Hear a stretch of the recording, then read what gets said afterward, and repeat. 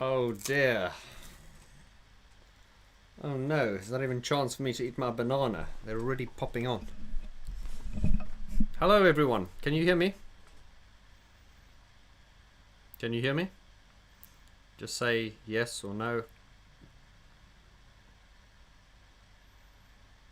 Hello, hello Fabrizio, Oliver, Birdseer.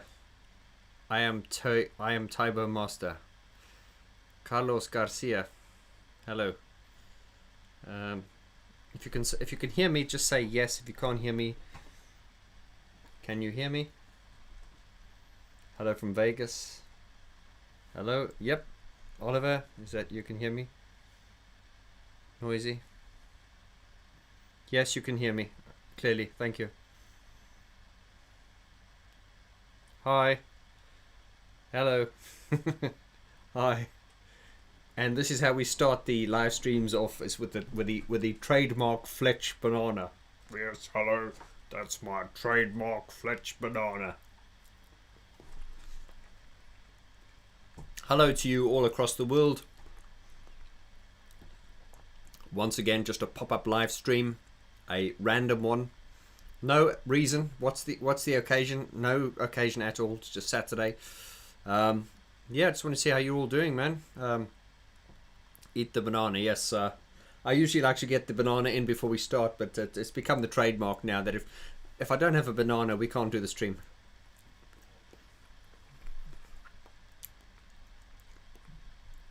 One bite. Okay. Okay, so today's Saturday the 23rd. Where in the world are you, and what are you doing? Are you in lockdown, as we are here in the UK? It makes no difference to me, you know. The job I do, I'm just always by myself in a room. So this hasn't affected me that much. What's the stream about? Could be anything about you want it to be. Yeah, Echo Mental says, hello Alex, he says, I've got a messy desktop. You see, that is the desktop of someone that just doesn't get a chance to do anything. I'm actually very, very organized with, I try to be. I have got an arty-farty mind, so things do get a bit messy sometimes, but when I'm editing, that desktop just gets insanely messy, and then I have to, you know, instantly tidy it up. I'm at a point now where I just can't drop the ball for you know, I have to be on the ball all the time now. You'll be happy to know, guys, tomorrow is the first episode of my new series, Real Talk. So Real Talk is the series where we talk about movies and soundtracks to TV shows. And to make things even more complicated for myself, as you know, I like to do, we've got the Real Talk series, but within that we've got what we call Real Talk Epic, and Real Talk Retro. So Epic is for anything, if I'm talking about a film like Star Wars or Conan the Barbarian or anything like that. And then of course there's Real Talk Retro, which is more about sort of like things like Street Hawk, Airwolf, Knight Rider, Miami Vice, anything that is sort of like a retro TV show with like synthesized music, or even if it's like a John Carpenter horror movie, that kind of thing. So yeah, the first episode of Real Talk Retro, it's on tomorrow, and yeah, that's the first episode, man. We're talking about Airwolf. And the emphasis on Real Talk, just to sort of keep it in line with the channel, it's going to be talking about movies, but not like other YouTube channels where they do movie reviews. I'm just going to be talking like we're sitting in a room now. I'm going to talk about the movies, and but with the emphasis on the soundtrack. So we'll talk about the songs and the music from the shows. Okay, let's take some questions here. Hello from Mexico. Yes, hello to you too. Hello to you in Germany. Such a random pop-up streamer. Yeah, I do. I think moving forward I will probably just plan them out, so and then schedule them in so you guys can know when to pop up. But it's just a bit of fun, really. Um, hello to you in Los Angeles. Yeah, clean desk is a sign of a sick mind. Yeah, that's true. Yeah, so if the desktop is well, so if the what clean desk is a sign of a sick. Yeah, so if the desktop's dirty, it means the mind's clean. That's what you mean.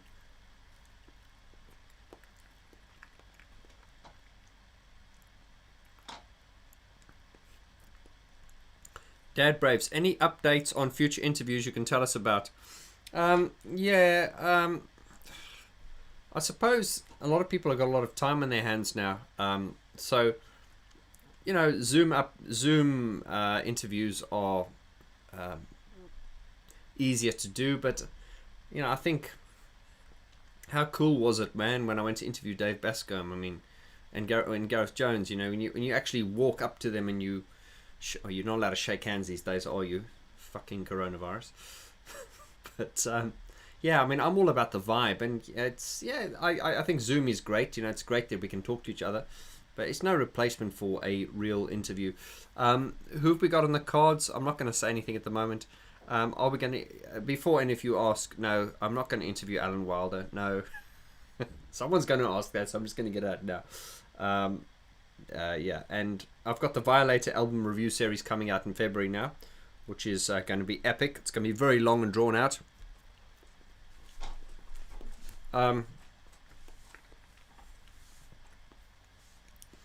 But yeah, I know a lot of you would want me to interview Flood, but you know, I think Flood's a bit like Gareth Jones. I think he's kind of like, I don't want to talk about Depeche Mode anymore, so it's highly unlikely that he'll talk to me. Sorry. Sorry. Want to listen to a track I've made in 1987? If you don't know what the stream is about, early EBM track. Yeah, sling it over, man. Sling it over to info@vorti.com. I'll have a listen. Rocky 4. Oh, you're recommending shows to talk about on the Real Talk series. Rocky 4.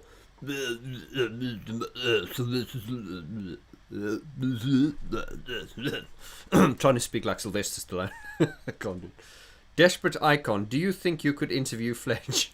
Yeah, man. What? Yeah. What am I going to ask Fletch? You know. Hello, mate. So what's it like on stage? Yeah. No. Fletcher would be awesome. Yeah. Yeah, man. That'd be awesome if Fletcher wanted to speak to me. It'd be great. But yeah.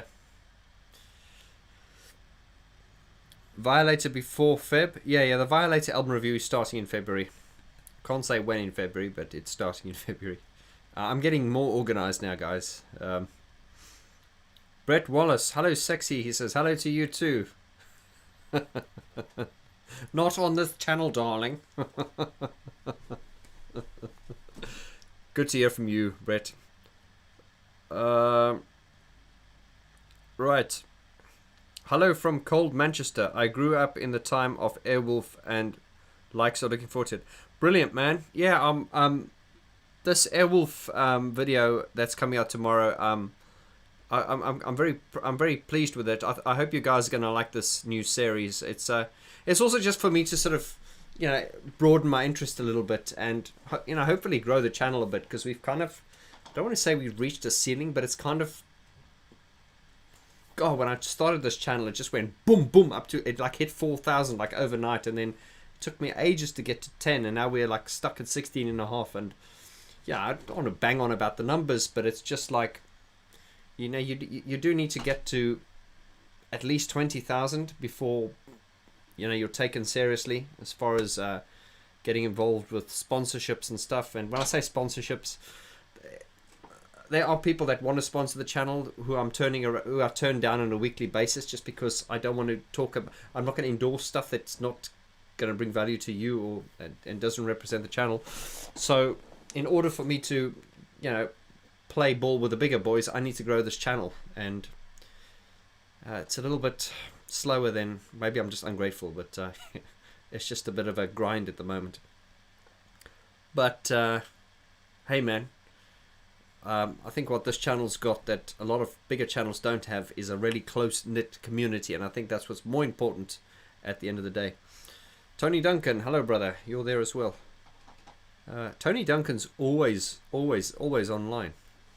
You're like a are you a real person, or are you just like a robotic it's quite funny because there's a lot of people I've met through social media and the various platforms, and Tony's one of them, man. I love him, man. He's like, I feel like I've known him all my life, but in a world of conspiracy, there could be the chance that he doesn't exist. He's just in the computer. He's in the box, just like a lot of VST plugins these days.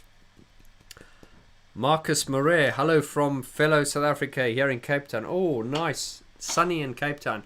You know, Marcus, I've never ever been to Cape Town. Yeah, man. I came from I don't want to say a poor family, but yeah, we didn't have a pot to piss in, so I've never seen much, really. In fact, the first time I ever got onto a plane was when I came to the UK. I'd never been on a plane before. So, but yeah, if I ever come to South Africa again, I'd love to come to Cape Town because I've never been there, man. Never been there. Oliver says, take your time, I can't wait. Don't worry, if you're talking about the album review series for Violator, it's coming out in February, I promise you. Bert says, Night Rider 2. Hey, big buddy, yeah. Yeah, I mean, yeah, I think we're going to have I think David Hasselhoff, I think there's going to be a lot of David Hasselhoff sayings coming to the channel soon. I mean, you know, this channel has coined a lot of phrases like Alan Wilder, fanboy alert, Martin, you kinky bastard, off-topic chicken, you know, all these things. But I think once you bring David Hasselhoff into the mix, I mean, he's a mega cheeseball, isn't he? Do you know the Depeche Mode remixes of Dominatrix? Yeah. I know of Dominatrix. He's one of those people. You know, we don't know what he looks like, but he does some very good remixes, man. Yeah, very good. To Have and to Hold.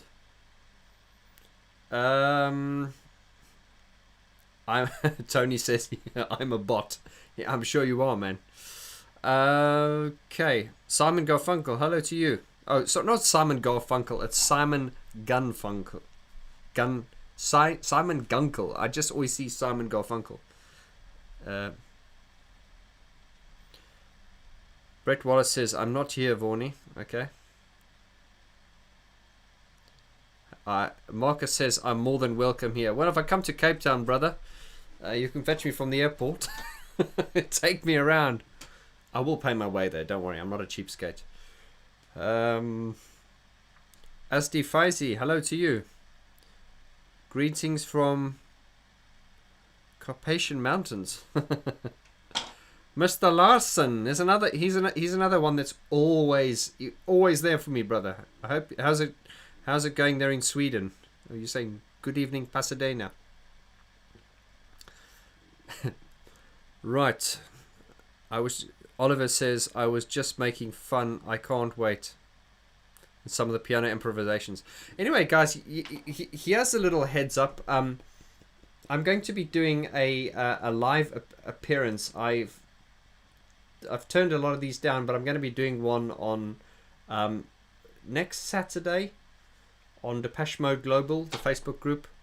They've asked me to come on and just do a short little set, so I'm probably going to do, I'm going to do a short set of Depeche Mode covers, much like you see me doing on the album review series. Yeah, I'm going to be doing about 5 songs, just acoustically on the piano and just singing, just pianos and just piano and vocals. So, if you want to pop onto that, do come and see. Eduardo, hello to you from Brazil, brother. Ivan, if you plan to start your album review about Erasure albums once you finish Depeche Mode, that's a plan for the next 5 years. Yeah, Ivan, I mean, you know, the albums, the bands I want to do album reviews for would be Pet Shop Boys, Erasure, OMD, and I know I get a lot of people asking me to speak about everything, and there's just not going to be time, and with the plans I've got for this channel, which I'm obviously not at liberty to say, there's going to be less and less time to, to sort of do that. So I know I always get people saying, "Oh, can you speak about Thompson twins, blancmange, and all these?" There, like, there's another one that people always ask me to talk about is it the Great Commandment? What are they called? Camouflage. I mean, I just don't have time to get to them all, man, and I'm not that passionate about them, so it's not going to be possible to cover everything. Will you do a video about Dave Gaughan's solo work? Once again, probably not in detail. And I don't know. It's because when I watch YouTube, YouTube's a huge platform. A lot of YouTubers, they do 5-minute videos, 6-minute videos. I can't. I was looking at my videos the other day, and I thought, the average video I do is like 20 minutes long. I just, and I suppose I could break them down even more. But I don't know. I just, and then of course there are these videos on YouTube, which teach YouTubers how to be YouTubers, and they teach you how to make long videos, and it's like, you don't need to tell me how to make long videos. My whole thing is, if you look at my videos now, I think they've gotten better. I think I'm better at getting my point across, but I can't do short videos. There's just too much content. There's just too much. We go into too much detail. This is the thing.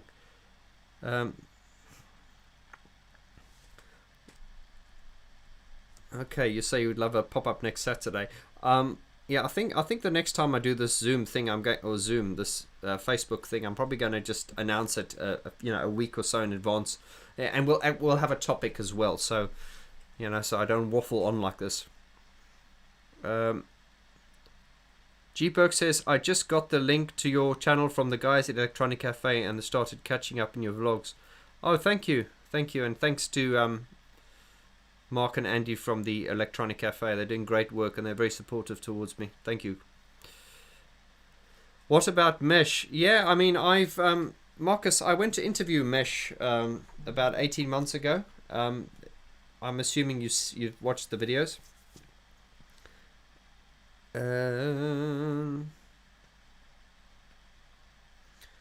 Hello, Sandra. You're saying you've just finished one of your small projects in Ableton, and I think my eyes are completely strained. Glad I managed to join. Yeah, protect your eyes, son. This is the problem with producers. We're all blind and we're all deaf because you're staring at a screen and you're blasting your ears all the time. So yeah, protect your ears and protect your eyes. Yeah, Sandra. Keep going. I saw you posted something on the Vaughn George Facebook group the other day. I think you did a sketch of photographic, and I do see these things. I don't comment on everything, but I'm kind of like the all-seeing eye. I am the eye in the sky, looking at you. Not you particularly, Sandra, but everyone. So don't think I'm a stalker. Right. Ah, Cheryl, how are you? Cheryl, you're another one. You're always there. Are you also a bot? Just kidding. Good to hear from you. Echo Mental. Hello, Alex. Would I consider Thomas Dolby? Yeah. I consider you someday, my friend. Echo Mental. Alex Fernandez, fine producer. Check him out on just Google him up. I think his music's on Spotify as well. But yeah, seriously, check out Alex Fernandez, or Echo Mental. That's ECHOMENTAL,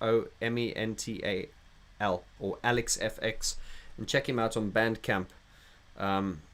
Yeah, Alex is one of my gurus. Right.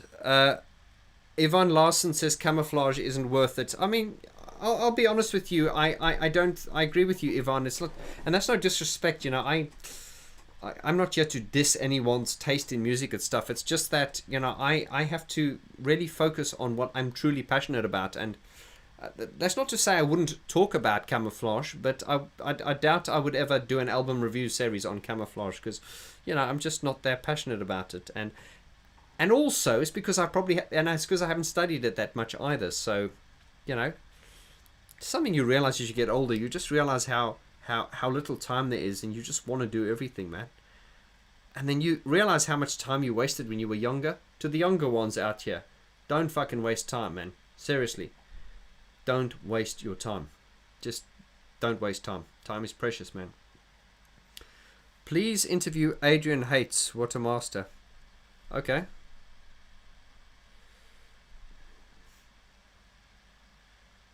The devil is in the details. Yes, you're right. Ivan Larson says Alphaville instead of Camouflage. Absolutely. I mean, Alphaville, I've already reviewed Alphaville's debut album, Forever Young. That's in my videos. You can check it out. I love Alphaville. And indeed, I mean, I'll names drop here. Bernard, who is is it Bernard Lloyd? Yeah, he was one of the keyboard players in original Alphaville. I mean, he left. And my wingman Lloyd from the group, he's actually put me in touch with Bernard Lloyd from Alphaville. So it's an interview I will get to eventually.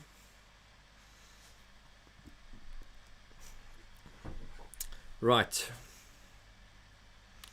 Birdcraft says Joy Division before Camouflage. Yeah, no, I mean this is true. I mean there are names that I put it to you this way, guys. It's a little bit like this. There are things I want to talk about, but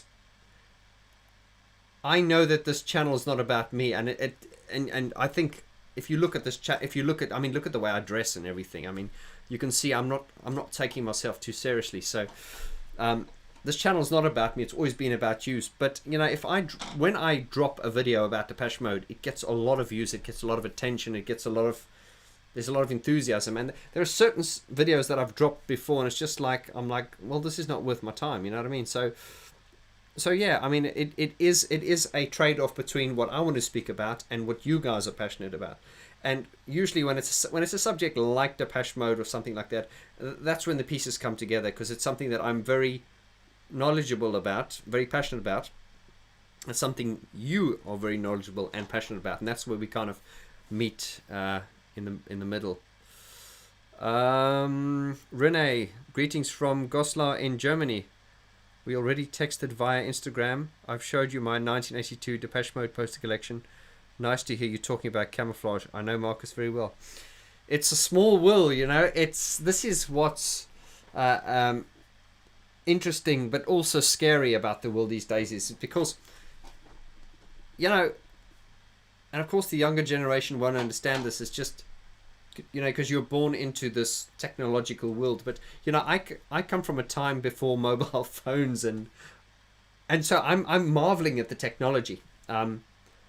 But the point I'm trying to make is there is no sort of mysteriousness really. Even the biggest artist, you can just reach out to your favorite artist now, and you can possibly interview him if you have a platform, him or her. You know, and that's the problem with trolls as well now. You know, if someone irritates you, you can just go onto your phone, onto Twitter, and call them a dick. You know, they probably won't respond. They'll probably block you, but they'll get the message. And you know, when I was younger, God, I'm not that old, but I'm just, you know, when I was younger, you know, if you wanted to have a go at someone, you'd have to go up to them, or you'd have to write them a letter or something. And social media now makes it so instant. But sort of going off from what you said there, now you're absolutely right.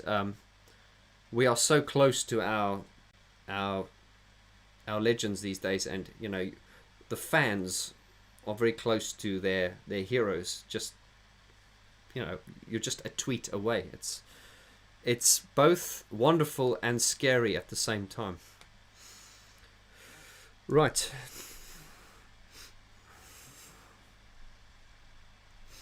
Vaughn, what's your opinion on soft cell? I'm not massive on soft cell, to be honest. I once again, I recognize them as a great influence on electronic music.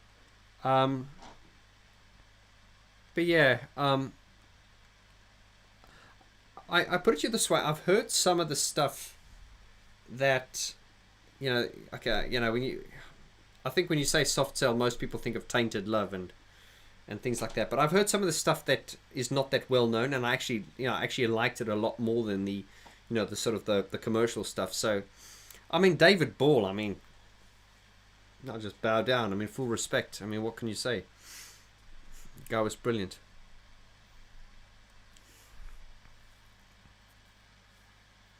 Oliver says, Camouflage isn't that bad. They came out when they did.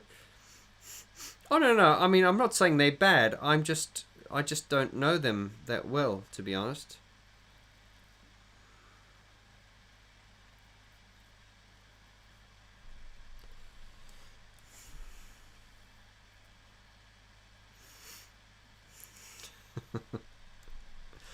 Okay, I'm not going to read that one out publicly. First Depeche yeah. First Depeche Mode since we're emulators and Pro 1. Okay, well, if I'm going to nitpick what you said there, an emulator is a sampler, it's not a synthesizer. But I'm not being an arsehole. I know you know that. I'm just giving you a taste of what I have to deal with in my videos. If I say something, if I talk about synthesizers and I say an emulator, someone's going to bash my head in and say, an emulator's a sampler, you should know that. So, yeah. Is that my Russian friend George? The name I can't read. Yes, I think I should learn Russian. Hi Vaughn, is there a chance you will interview Tim Simonon? George, I think it's George. There's more chance of me interviewing Tim Simonon, even though he's not in the music industry anymore. But I should think there's more of a chance interviewing him than,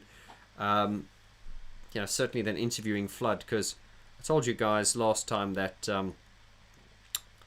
Flood is one of those people. He's just disappeared off the radar. Gareth Jones knows how to get hold of him, but as Gareth said as well, he's very private. He still does production, and there's a lot of people who contact him for production on a daily basis, but he's just having to turn a lot of people away. So he does still work. He does still produce bands, but I think he's rightfully so. He's very selective who he works with. The guy's a legend. And I'm sure he's had loads of people saying, oh, and I really think Flood is really much like Gareth, where he's just like, oh, I don't want to talk about Depeche Mode. I've said everything I'm going to say. But Tim Simonon is a little bit like Dave Bascombe in the sense that when I interviewed Dave Bascombe, I was very conscious of the fact that there weren't many interviews with Dave Bascombe so far as Depeche Mode were concerned. He'd spoken a lot about Tears for Fears. But there was not much content on Depeche Mode so far as Dave Bascombe was concerned, with Dave Bascombe, and that is why when I went to interview Dave Bascombe, I'm very proud of that interview series. If you guys haven't watched it, you should, because we did learn a lot, and because I actually got a lot of questions from you guys, the community, and asked him those questions, and it was a great interview because there was so much stuff that we'd never heard before. When you're interviewing Gareth Jones about Depeche Mode, it's like there's not much he's going to say that you haven't heard already, except that last time when he was here and we did the live stream, I told you guys how Gareth was he was involved in the production of Ultra, and this still blows my mind is that the song Home, which is one of Martin's best songs, that was just recorded on a handheld mic, and it was almost not meant to be like the final take. It was just meant to be like, okay, let's just vibe with this. And Martin just kind of sang it in one go, so to speak. And I don't know if it was the second or third pass, but it was like, it was when he'd finished singing it, they were like, oh my God, wow, that is the take. And for all the geeks out there, I was horrified to hear that Martin was just doing it on a handheld mic. It wasn't even anything special. It was probably something like an SM57 or some kind of, probably a Neumann handheld mic or something like that. Neumanns are great, by the way. But anyway, and it was just like, here is a song from the wrong side of town. He just sang it, and it was like, he didn't have headphones on. He wasn't in a vocal booth with isolation. And so the first question I asked Gareth was, wow, when he sang that, and if you now listen to that vocal part in isolation, there'll be a lot of spill, room noise on that vocal part. And Gareth said, yeah, and you're not, Vaughn, you're not, Gareth went, Vaughn, you're not listening to it in solo, are you? And I went, wow. Wow. Mind is constantly blown. Anyway, so coming back off my tangent, yes, my friend, I think Tim Simonon would be an interesting one to interview because, a lot like Dave Bascombe, there's not much being said on the production of the Ultra album. And I would love to hear more about what's in his mind. My dear friend Alex told me that he's a great source of information for me. He did tell me that Tim Simonon left the music industry and was apparently running a meatball shop in Eastern Europe somewhere. Correct me if I'm wrong. And I don't believe he's doing that either now anymore. And the first thing I said was, man, what a waste of talent. But then again, but then again, that kind of shows you the state of the music industry. If someone like Tim Simonon leaves the music industry to go doing it, to go into like the catering industry, he's probably making more money. You know what I mean? And it's more stable. So anyway, TS, hello. You say the series with Bascombe was fantastic. Thank you, TS. I'm very proud of that. Interview series as well. Christian Caron says Ultra is one of my favorite DM albums. Man, Ultra is just like, I always liked it, but it's I listened to it like in depth probably like, I don't know, several months ago, and it just like blew my head off. I was like, wow. One of the things I will say about Ultra though, the song, what's that song that goes, don't say you want me, oh, it's no good. I don't think that song is as great as what everyone says it is. I'm not saying it's bad. The Ultra album is bad. I'm just saying, the Ultra album is great. It's a great album. I just don't think that It's No Good is as great as what everyone says it is, even though it's still a good song. Deepak Murphy, do you think Depeche Mode use soft synths, mixed hardware, and oh yes, they do. Yeah. I know there is use of is it GeForce Media, Imposca, and things like that. Oh yeah, and there'll be a lot of, I should think they will be dabbling in all kinds of things. I saw one of my dear group members on the Facebook group posted a photograph on the Vaughn George Facebook group the other day. Photos of Martin Gore's home studio in Santa Barbara, where he did his latest album, by the way, and he has just got a ridiculous amount of gear. I'm like, wow. That is just, talk about distraction. I wouldn't know where to start if I was in his studio. There's just too much stuff there. But then again, he's got so much money. What else are you going to do with it? Deepak says, Vaughn, do you think Depeche Mode... Okay, so I've already answered that question. So yeah, they would use soft synths, yes. Niklas Andersson, hello brother. To you from Sweden. Paul Adamson, I discovered Depeche Mode in '89 at the age of 16 and later Erasure. Even though they took different paths musically, I still love listening to them both. Combined, they have everything I need music-wise. Paul, you're right, actually, and this has always been a fascinating thing, is because if you look at like Depeche Mode and Erasure, they're chalk and cheese, they're night and day. And it's funny how people who like Depeche Mode, tend to like things like Gary Newman and Nine Inch Nails, but they also like Erasure, which is some people call very cheesy. But I think it's the Vince Clarke connection, and I've always found that Erasure, although it's, some people might say cheesy, I don't think it's cheesy. It just has such a uplifting. There's just a feeling I get from Erasure that I don't get from other acts. It's like Pet Shop Boys is a different vibe as well. But yeah, Erasure and Depeche Mode are so different, but I love them equally in their own ways. Although Depeche Mode are kind of like a super group now, and Erasure aren't really. They've still got a diehard following, but with Erasure, the whole approach always seemed a lot easier. They didn't sort of go down a dark path and of destruction. It was always kind of like, hey, you cry so easy, expect me to believe. And it was always like, hey, it's always been fun. You always think, And you cannot be at an Erasure concert. Yeah, I'm sure most of you've been there and just not feel absolute bliss. I mean, I just love their energy and their enthusiasm. Love Erasure. Their latest album, by the way, is brilliant. Absolutely, very very good. Favorite Erasure album, Chorus. Chorus to me is like their version of Violator, mixed by Dave Bascombe. Sean Meyer says, have you seen the documentary Synth Britannia? Yes, of course, I have. Alex McCourt, Gareth interview was boring because he didn't remember because he didn't remember anything. You're right. You're right. He that was kind of like yeah. He didn't remember much. Yeah. He did say actually that he wished he journaled and wrote things. Gareth does journal now. He's always got a journal with him, and he's got this really neat handwriting, and he spends a lot of time in his journal.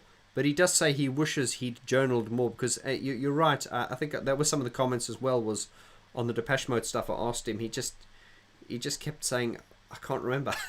I was like, dude, what were you smoking? But no, it was a long time ago, and I think Gareth also realizes is that the fans know more than he does, and the fans know more than I do, and the fans know more than Dave Bascombe does, and some diehard fans out there. Vaughn, do you think Alan Wilder will leave the industry for good?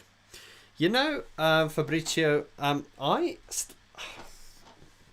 have this feeling that he will surface sometime. That kind of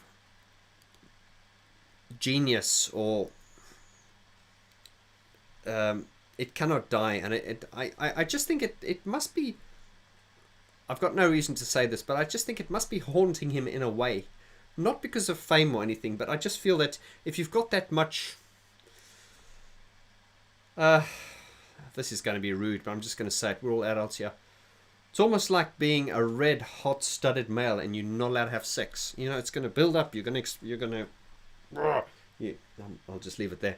You know what I mean? You've got to express yourself. You've got to get this out. And I hope Alan will surface, and I feel he will on some, even if it's behind the scenes of something. But then again, he did say in interviews earlier on, I believe, that he never wanted to be a pop star beyond 40. I don't know. Right. Tia says Martin Studio is almost like an art installation, a functional art installation. Yeah, I think, when you've got that much money, I think it just becomes... I wondered what you guys thought of Martin's record, the latest one. I've heard the third chimpanzee. I'm getting a lot of mixed, sort of opinions from people, and then I've got these people on my channel and my group who are sort of like, hardcore like modular synth fanatics, and they're the ones I find who are being like the most brutal. Because a lot of them are saying things like, not a lot of them, a few of them have said things like, the only reason people are giving it credit is because it's Martin Gore. Because if it was someone else, let's say in my group, who was unknown, no one would even listen to it. And I think there's a lot of truth to that. That's not to say Martin's album is not good. It's just that, I haven't listened to it. I haven't listened to it that in depth. It's only out. Is it the end of this? Well, next week. I think that can be said about anyone. There's a lot of people that are unknown, and very often we as humans, we're very impressionable. So it's like if we like someone, we tend to believe them more, or we'll like what they do. Whereas someone, if we don't like, they could do something amazing, but because we don't like them, we just won't like what they do. So I think there's a little bit of that with art, and it's the human condition, really. Right, Papa Theodore, what is your opinion about Depeche Mode and Fad Gadget? What's my opinion on Depeche Mode? Well, I think you know my opinion on Depeche Mode. Fad Gadget, great. Quirky. Haven't listened to everything, but yeah, I see the appeal. Deepak says Martin Gore's Santa Barbara studio and Dead Mouse studio are a dreamland for synth enthusiasts. Yeah, man. I just. Yeah. I mean, it's just a. I just think it's a recipe for procrastination if you've got that much gear. It's great to have that much choice, but I think, and it takes a lot of experience to, when you making something or a record or something, to sort of decide what to use. And I think that the problem arises is when you've got too much choice. They can cause procrastination and so. But hey, man, if Martin said to me, Vaughn, do you want to come play in my studio? I'm not going to say no. I'll be like a monkey in the Starship Enterprise. As Dee says, a lot of gear is bad. Yeah, a lot of gear is bad, and I take it back to if we look at like the people we look up to, in a lot of the people we talk about on this channel. Take like OMD when they started out, and his first keyboard was a Korg from his mother's catalog, and it was a really shitty, unsophisticated synth. But if you listen to like Electricity and Enola Gay, I mean, we recognize those as great records. And there was a video of Andy McCluskey a while ago where he got the tapes, the original masters, and he was isolating all the sounds from the. And so when you listen to a song like Enola Gay or Electricity, and you hear those sounds in isolation, they sound rubbish. But once you throw reverb into them and put them in a mix, of course, this is something I learned the hard way when I was learning music production. Something from coaching people. You don't mix in isolation, you mix as a whole. But anyway, the point I'm trying to make is the records that they made in those days, if you look at the technology they had, the technology was rubbish. I mean, you've got more processing power in your phone, but they were still great records. And it comes back to, once again, that the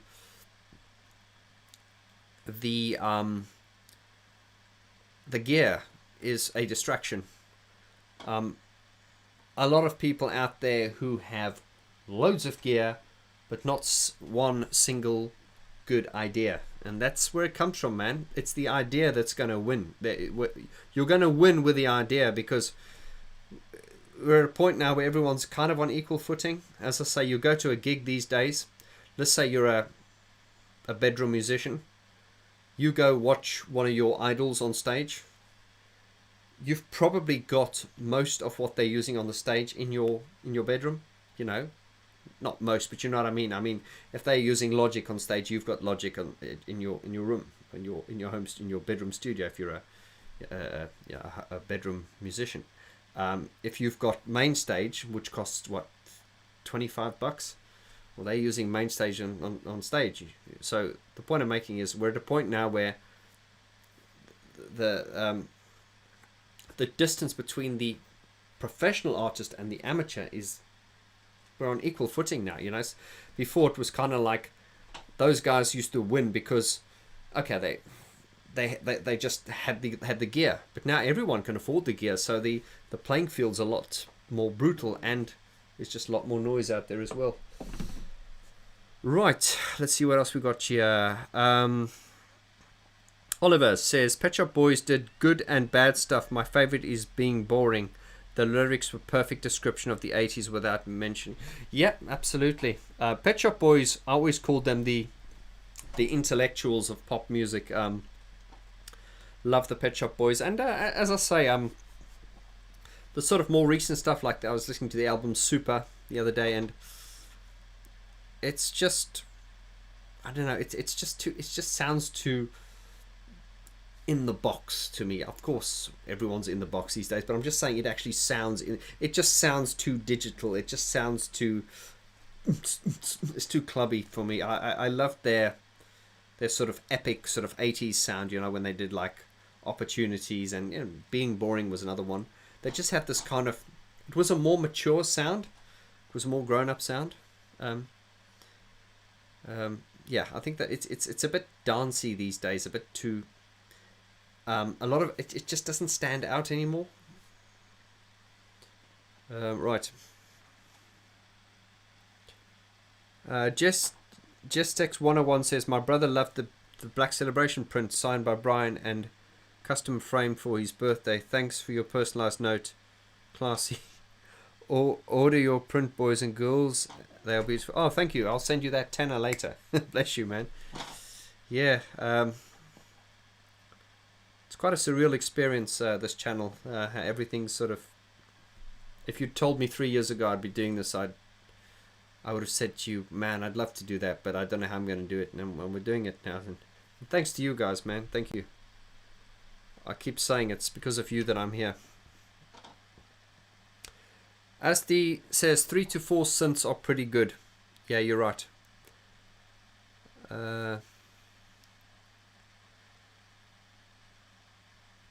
Papa says, I'm a big fan of yours and your video clips. Thank you. Thank you so much. I really appreciate that. Flattery will get you everywhere. No, I'm sincerely grateful. Thank you for that, Papa. Deepak says, Depeche Mode are timeless. They are the Beatles of electronic music. Yeah, I like that. You're right. Pet Shop Boys often sound 80s, although very good musicians. Yeah, I cannot disagree with anything you said there. Ivan says, let's be honest, do you really like Gareth Jones' album? You always mention that Melody is the king of I've found it. I see what you're saying. Gareth's album is not melodic, and you guys know I'm a very, very melodic kind of guy. I appreciate your direct comment. That's very, very direct. I am a very, very melodic kind of guy.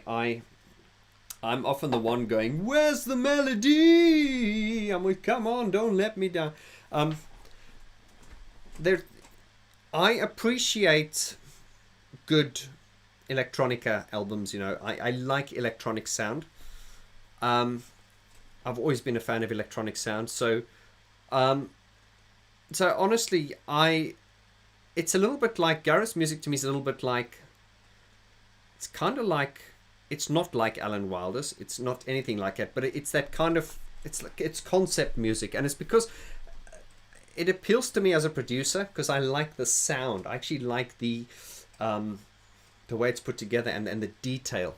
But I know for a fact that, you know, Gareth's album and even Martin Gore's new album and, you know, like a lot of Recoil stuff, you know, it's not to the taste of most people. Most people are not going to get it. So I am a fan of it. I'm a fan of it.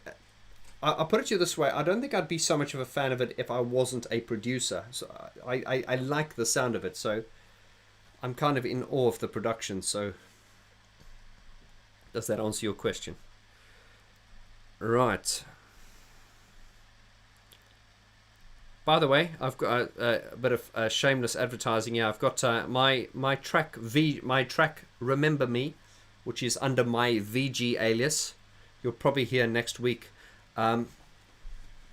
This will make you laugh. I'm limping at the moment. I pulled a tendon in my leg, so I'm actually walking with a crutch at the moment. So I wanted to film that video of me performing my new song this week, but I'm going to have to wait till I can stand. So, you know, so I can do the video. Anyway. Let's have a look.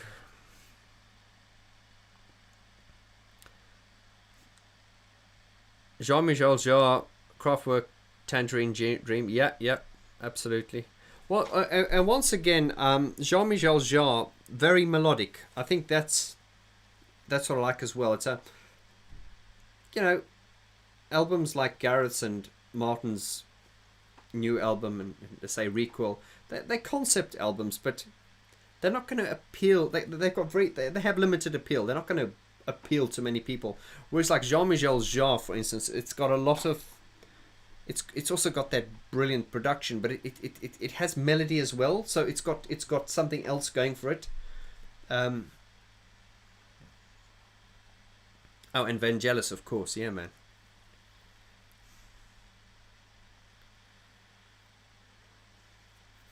Insight from Ultra is a masterpiece. Yeah. This is an insight into my life. It is wonderful. Yeah, it is really good. Spirit of love is rising within me. Gotta give love. Give love. Yeah. Oh, I'm gonna go pull that up. I'm gonna pull that up afterwards. Yeah, thank you. It's a great song. Ultra is a great fucking album, and so much respect to Martin Gore, because that was just after Alan left. Dave was in a state. Fletch is no use in the studio. So that was pretty much Martin, man. So full respect to Martin. Are you a Cocteau Twins fan? I don't think I've ever heard of that, actually. Is that bad? Sorry. George says, what do you think about Corbyn's album covers for Depeche Mode? While he's a great video producer, I can't stand the take on album covers. Violator, Exciter are exceptions. I've said this before, George. I think there's an over-reliance on Anton these days. I've often said I think Anton was great at he's very good at photographing the band. He's very, very good. He was the one who helped them establish their image. Album covers, I think Violator was brilliant. I think that was... I mean, we're coming to that album series now. It's just... in every way, it's just epic. It's outstanding. I think... yeah, I mean... you're probably going to sound biased now, but... I think as works of art, I think Brian Griffin's album covers are I mean, you can't compare them. Brian's are just completely on a different level. But yeah, I think there is this over-reliance on Anton at the moment, because I get the idea. It's like, okay, we're going to do an album, call up Anton. Anton, we're doing an album, and it's kind of taken for granted.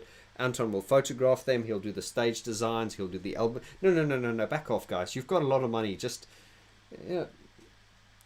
Try and I would, as to give something back, try and put out the word, we want one of our fans to do our artwork, and do that, man, and then just get someone that way. I think that's what I would do. I feel, if I was in that position, because I always try to I've always tried to help people, man. My whole life I've always tried to help, and that is what I would do if I was in that position. But then again, it's not what they want to do. They've got a management, and it's, I'm looking at it from a completely naive perspective. But I do think it would be nice if they go, okay, we've got an album coming out. Let's put it out to our fans. We want, one of you to design us an album cover, and that'll be so great. Then they'll be empowering a fan and giving someone a tremendous boost. I do think there is I'm not preaching now, but I do think there is a responsibility for people who are doing well in life to kind of not in an obligated way, but I sound like an idiot saying this, but I do think people need to give back. I just think you get to a point where you've done well, you're very comfortable. I think you need to give back. You understand? And I just think that would be a good way for them to give back, is if they just stop using Anton for everything. Once again, no disrespect, but just shake it up and change it a little bit. You know what I mean? Yeah, Insight is a masterpiece. I agree. Right, next one. Newman. Oh, yes, a Newman one, yeah. Oh, from my friend Newman. Hello, Newman. Vaughn, what's your favourite obscure Newman songs? Oh. Yeah, well, actually, all Newman songs are obscure. He's a weirdo. No, he's not a weirdo. His fans are. Then again, I'm a fan of his as well.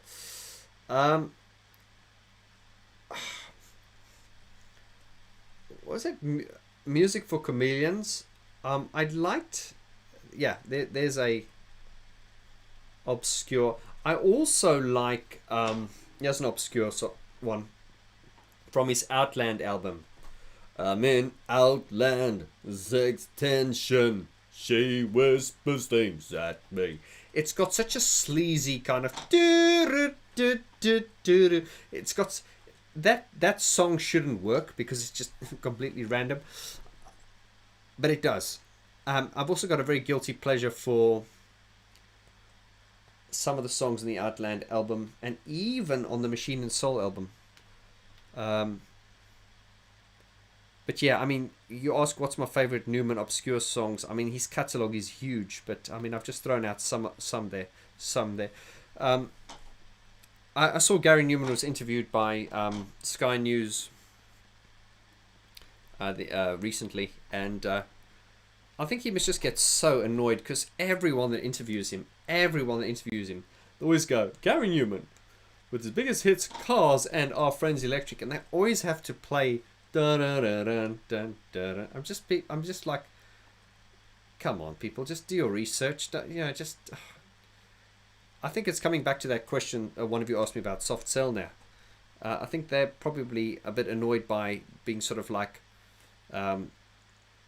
typecast by Tainted Love, because there is so much more to these artists than that one song that everyone remembers them for.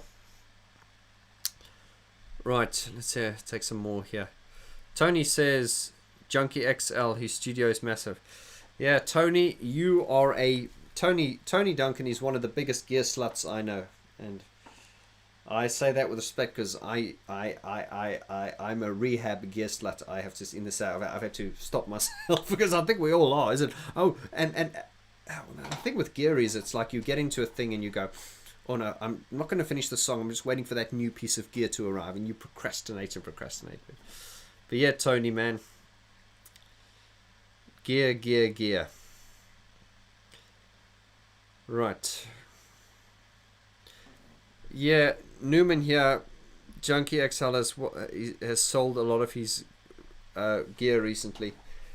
And talking about gear, Gary Newman himself, he's got I'm one of his patron members, and he put up a video a few months ago where he was in the studio and the Jammer was filming him, and he's got no gear, as in he's got no gear. I remember he used to have like a there was an access virus and he had like I can't remember, there were a few bits and pieces, but now it's literally just these, I forget what the is it my I forget what it is, like a, he's using Logic, but it's got with it like a touch screen controller, and he's got one of these like what I've got here. It's a what's that? It's a S61 controller by Native Instruments. I never use it, but he's got one of those. And while Gemma was filming him, and she was asking him, "Where's all your gear?" and he was going, "Oh, we don't need it. It's all in the computer." So whereas it can be done that way, I just feel, I like a bit of hardware, and yeah, for me personally, it's just when you go completely, I just like to use the computer as the kind of like the orchestrator. I just don't like to do everything inside it. To me, it just feels, I don't know, it just feels lazy to me. That's to me. I'm not saying it is lazy, but just to me, it just feels a bit lazy. Right. Donate a keyboard for a 12-year-old girl who wants to learn to play. Yeah, I mean, coming back to that, I think I'm no social justice warrior, but I do think, when we get to a level that we've done well, we should try and support the people who are struggling, and there's a lot of people struggling in the world, so yeah, spread some of the wealth, people. That's what I always say. Deepak, yeah, I read Junkie XL is selling his gear. Wonder what happened. Well, one could speculate.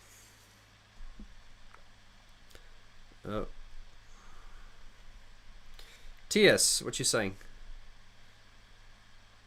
Sorry if you've covered this and I've missed it. Is there any chance of Brian offering his Echo and the Bunnyman prints for sale? Oh, Tammy. Hello, Tammy. That's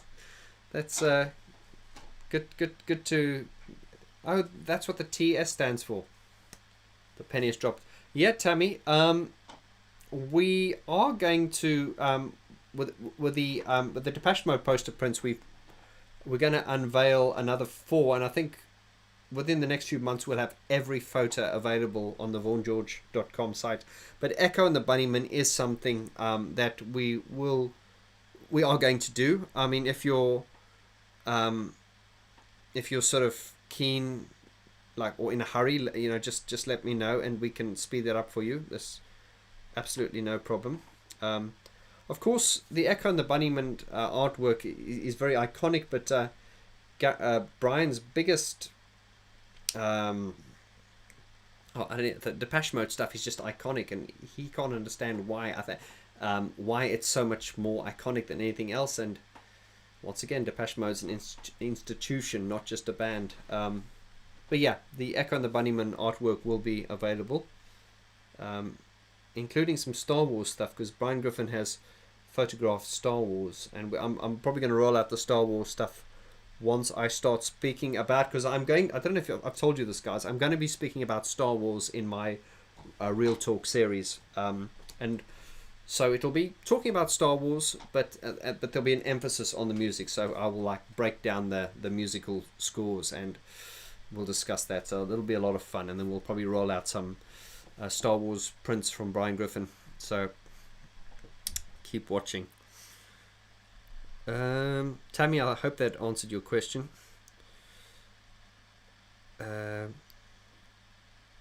Miroslav, you're saying greeting from Slovakia. Hello to you too. Let's take another few here.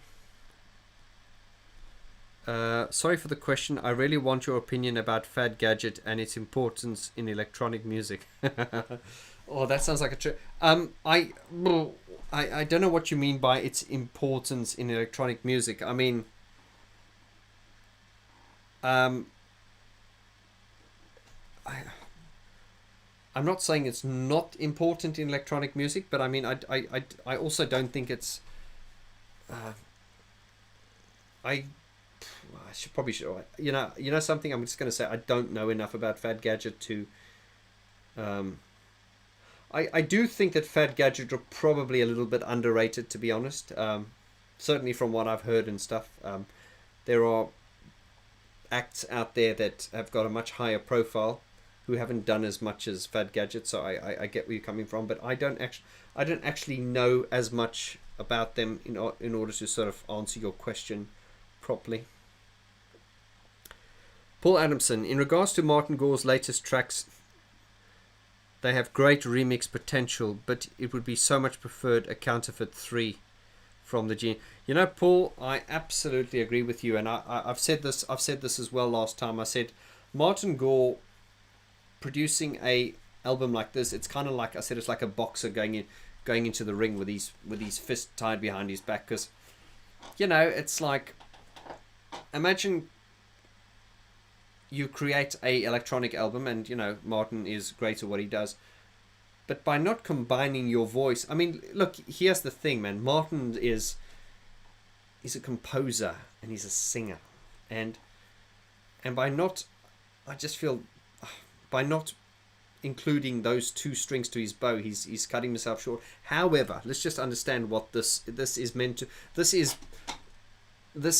a this album he's done. It's meant to be a modular synth experimental album. So I absolutely get it, but I still think, and I thought this when I was looking at that photo of his studio with all the gear. I was thinking, you know, you release an album every 4 years. Surely there must be a lot more in you. I mean, I'm no Martin Gore, but I've got loads of creative ideas, and I know a lot of musicians who've got loads of creative ideas, and I think someone like Martin, he must have loads of creative ideas, and he's got a lot of time. So I'm just thinking, why don't you just release more like solo material, man? I don't know what, I don't know. And once again, this is one of those frustrating things that only he'd know the answer to. And I'd love to hear a Martin Gore solo album, and you know, I keep saying that. I'd love to hear a Martin Gore solo album, and even if it is a Counterfeit album. Yeah, because Dave does solo albums. Why doesn't Martin? I think Fletch could give us a solo Tetris album. Yeah. Oh. Yep.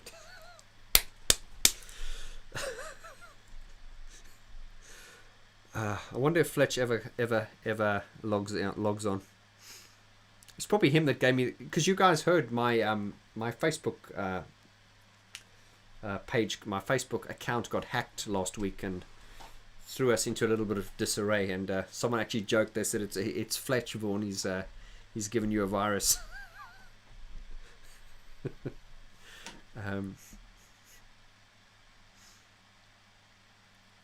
Boom, boom, boom. The disparity between you are.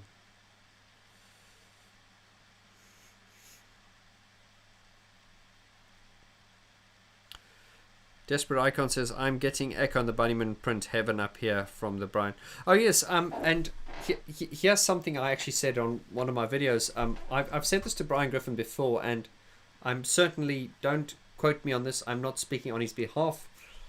I have just put this out to you guys, and I got a lot of positive feedback. When I said to you guys, I said, let's ask Brian Griffin to do a book on Depeche Mode, just like, like Anton did.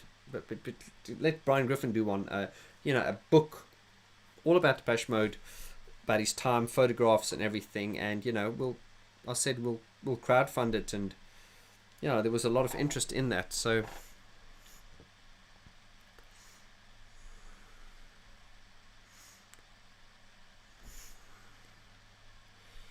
right, where are we now? Oh, it was loads of top. Where are you all coming from now? I was hoping to get away soon. Just kidding, guys.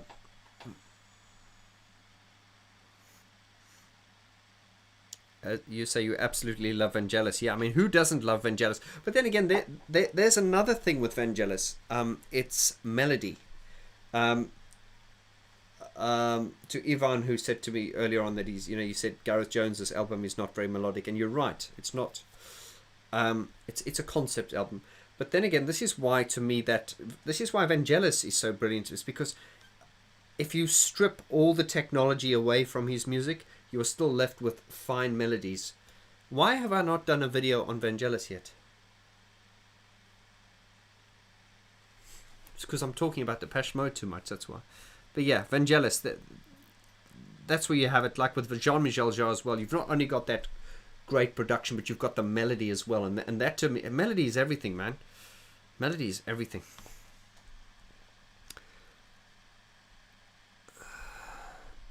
Mr. Captain Potter, here's on you. Marshall Potter, what are you saying, brother? Today, since access to technology is ubiquitous, music production is more about experience and less about tools. Experience, that's very true, Marshall. Remember your starting point, and this is obviously to any up-and-coming producers in here. Your starting point these days is so good. I mean, the preset, you can go onto these websites now, and the samples you get, you can just layer stuff together, and you've got your hit there. You got your track there, but it boils down to the composition. And are you able to compose? I think that is. Are you able to arrange? But someone said to me once that I forget who it was, but they said something like, these days, it's the people that understand their technology that are winning. And it's like, and that's quite sad, because I know a lot of people who are like real old school singer songwriters, and because they're not very technological, they're not kind of getting ahead with all this. It's like the whole dead mouse thing, I mean, the guy's very good at what he does, but he's not really a musician in that way, and he'd tell you that he's not really a musician, because what I like about Dead Mouse is he doesn't big up what he's doing. He's that kind of guy. He's like got really successful, and he's thinking, how the fuck did that happen? But he's a genius at what he does. But it's very, it's a very abstract kind of art form, and it's a very, he's very much on his own planet. So coming back to what Marshall is saying is, experience always wins. You're right. TS Tammy again says, Desperate Icon, I'm getting the book too. No print though. Kind of Okay, yes, I see you're a... Didn't realize you... Yeah, quite a few Echo and the Bunnymen fans. Vangelis with the CS80. I could only afford the CS15 back in the day. Wonderful Yamaha. Oh, yes, the old CS range. Peter McCalla, off topic. I dislike notifications generally because they just interrupt and aren't that important. Okay. I've obviously come into off topic here. What synth would you buy today? What synth would I buy today? Oh.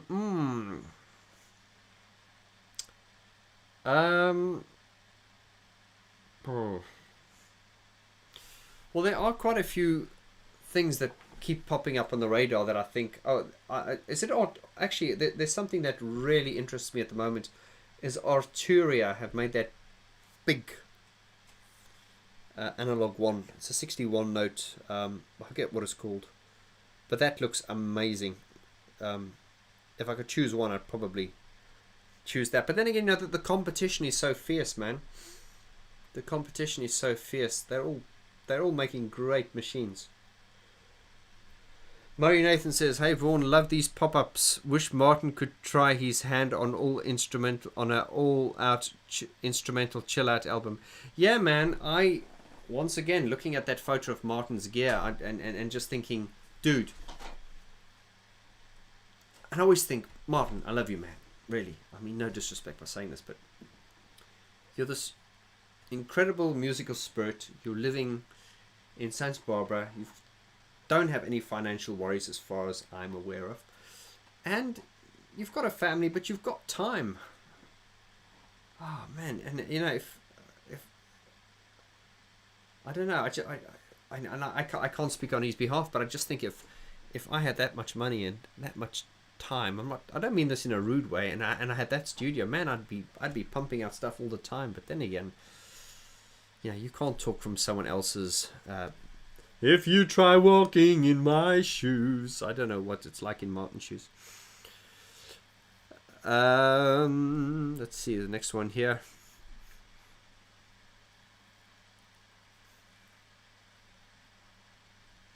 Oh really? Simon Garfunkel. Sorry, Simon Gunkel says, "I just found out the KLF put out a new album." Really?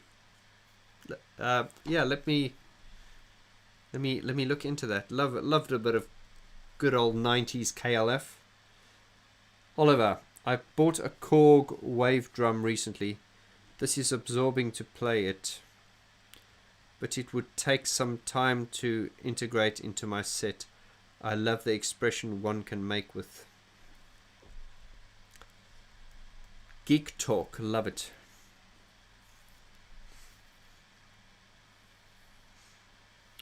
Bird says, heard Depeche Mode in high school but got hooked on Black Celebration. I can only listen to the exact order of the record. I can only listen to the... I assume what you mean is you can't sort of like flip through songs. You've got to like switch it on and listen to it right through. I mean, yeah, I'm like that as well with a lot of the Depeche Mode albums.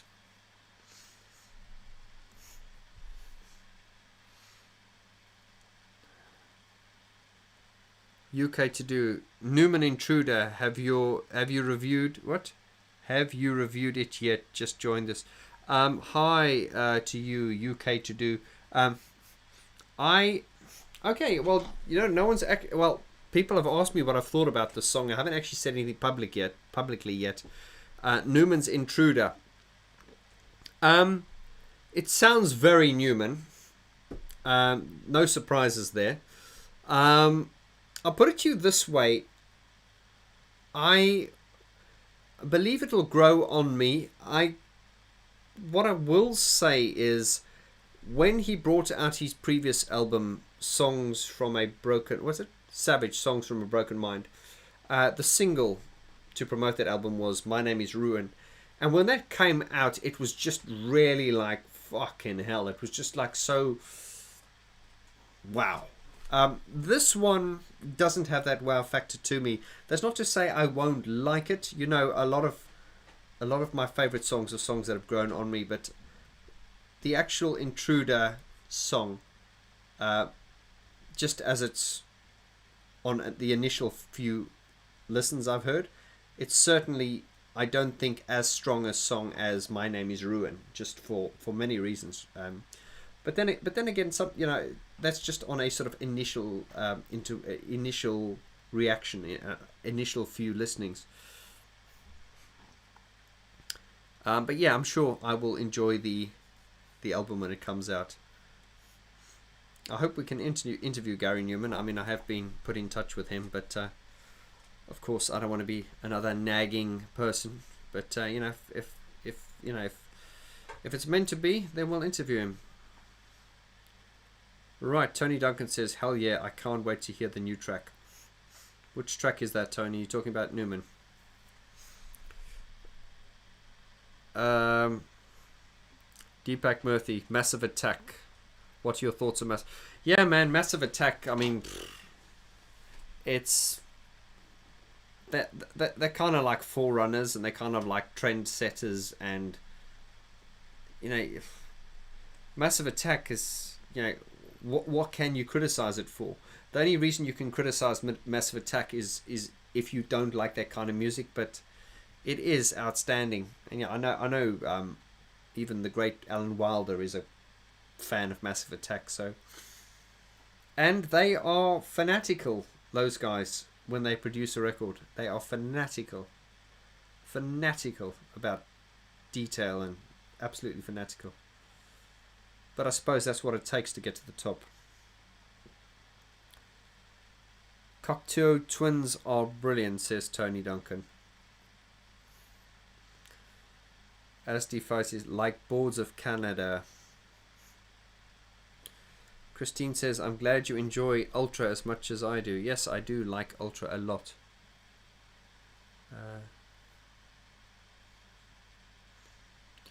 Alex McCord says, VG, I am unboxing at the moment.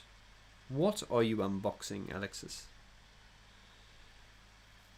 Roger Moreau, Ultra easily the best post-Wilder album. Dark, moody, atmospheric. You know, Roger, I'm going to agree with you on that, man. I think I always say Playing the Angel, I think, was my favourite album of theirs this century. But yeah, Ultra, it did sort of have these sort of, in the words of Alan Wilder, it's got the sort of like rough edge that they cultivated on Songs of Faith and Devotion.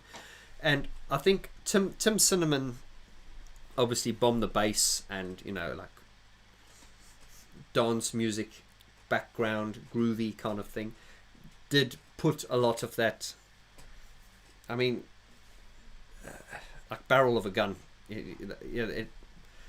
That was Tim bringing that sort of like groove and that like looping kind of groove elements to it. Yeah, I think, yeah, Ultra's a great album, man. I would probably say my favourite one post Wilder as well, definitely. Right, Garlands is an amazing album. Tony Duncan says you need to give back to any level. Yeah, I see what you mean. I see the comments are on a little bit of a delay. Yeah, I see what you... Tony's obviously saying you need to give back. Yeah, I think... You know, I don't want to sound all spiritual and calmerish and out there, but... yeah, man, I just think you do need to give back. You need to give... You need to give back, definitely. Absolutely. I've always believed that. That's probably why I ain't got a pot to piss in. And I don't mean that in a... You know, I don't mean that in a... I'm poor kind of way, but it's just... Of course I'm not poor. But it's, you know, on a worldwide scale, of course I'm not. But you sort of just look up and some of these people are just... you know, my dad says it best. My dad said... He said, I don't have a problem with wealth, but I do have a problem with obscene wealth when so many people have got so little to get by on. And what my dad means is, he's a very wise man. I should interview my dad on my channel one day. Words of wisdom from Father Vorty, as we can call him, as someone called him. It's just that, as my dad always says, you know, I don't mind if you've got your yacht and your jets and your Ferrari. That's fine. But do you really need 15, luxury cars? Because you get some people, they just, and once again, I'm not trying to sound like a social justice warrior now, but it's just like, it is just strange in a world where some people are on the street and then someone can have like 15 luxury cars, and you get these people, they will put diamonds around their iPhones and things like that, and to me that's just like sinful. I mean, I don't know, I would just feel bad if wouldn't you feel bad if you, I don't know, I've got this thing, and maybe this is the chip on my shoulder. I kind of like, maybe it's like, maybe I'm subconsciously sabotaging myself, because you sometimes feel like you don't want to do too well, because you don't want to, you don't want to feel bad. You know what I mean? But then you get these people that are just on such an obscene level of wealth that I would feel bad if I had, and if, I wouldn't feel bad if I was in their position, but if I wasn't giving back, I would feel bad. But I don't know, man. But then again, it's, I can't think for someone else or walk in their shoes, kind of thing. Sorry, Tony, I really went on a tangent there. Nick Rhodes was honoured by Korg Awards. I wonder if... Now, was it Korg? I saw it was Roland that honoured him, wasn't it? Or have Korg honoured him as well? Yes, I'm doing my Nick Rhodes impersonation. I think when you interview Nick Rhodes, you've got to have a lot of time. Because he does take his time. He's got nothing to rush for. I think that the Roland keyboards, we go back a long way. I love him, he's so eloquent. I know he was honoured by Roland, and unless he was honoured by Korg as well, which I was not aware of. Next question, Tudor says, hi, what do you think about Alan Wilder's remix In Chains? What do you think? I think about it. I think, like most people think, I don't like to compare, and I don't like to say these things, but if you had to ask me, if I was deciding which version would I like to listen to, if I should choose Alan's version or the version on the album, I would choose Alan's version. Alan's version would not fit on the album because it had a different vibe, but I just prefer Alan's version, hands down. Someone's asking, Tony, gear or knowledge? There's a bit of a a guru chat going here. Halo is an underappreciated masterpiece, lost amongst an album filled with masterpieces.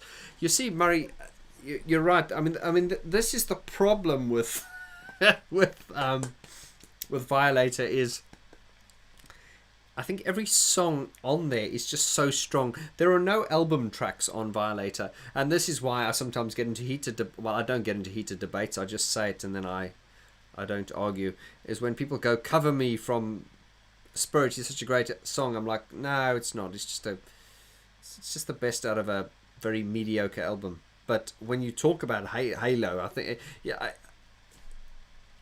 you guys know when I do my album review series, I always have that section where we do the 5 questions, and one of the questions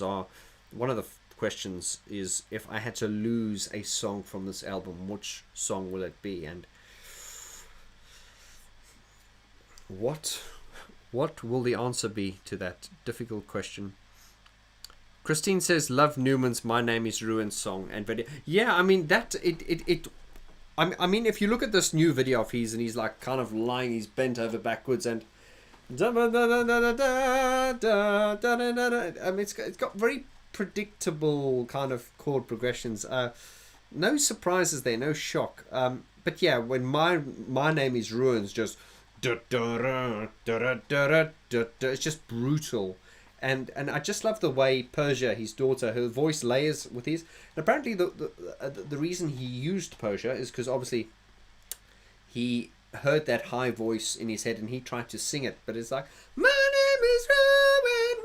I mean, I could probably get there with a bit of effort, but I'd probably sound like a chipmunk. But he couldn't get there, so he just called her in to, sing this line. I think his intention was he would get a female singer in. But when he heard what she did, he just went, wow, this sounds amazing. So, yeah, My Name is Ruin is very, very, very, very, very good. Yeah, I mean, Newman's doing some really good work at the moment. By the way, shout out to his keyboard player, David Brooks, who we interviewed a while ago. It's his birthday today, bless him.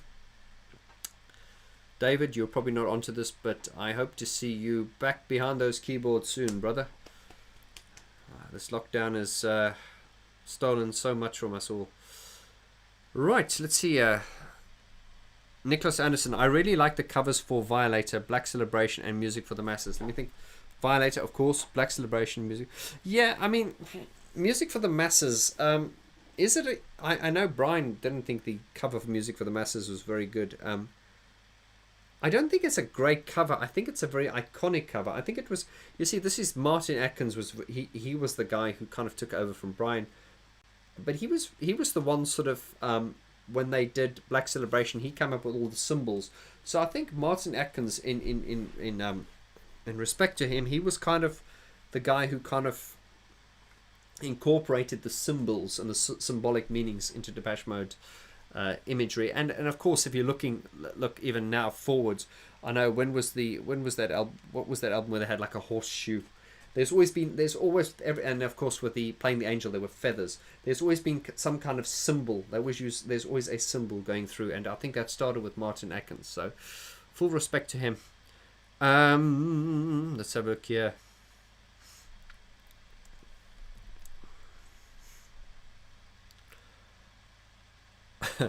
I like gear a lot. 2 repairs. Okay. There's a bit of a geek chat going here on here. Love it. Alex Corm says too much Newman. And then I was just about to correct your spelling, but I see Rowan Tree has corrected your spelling. Yeah.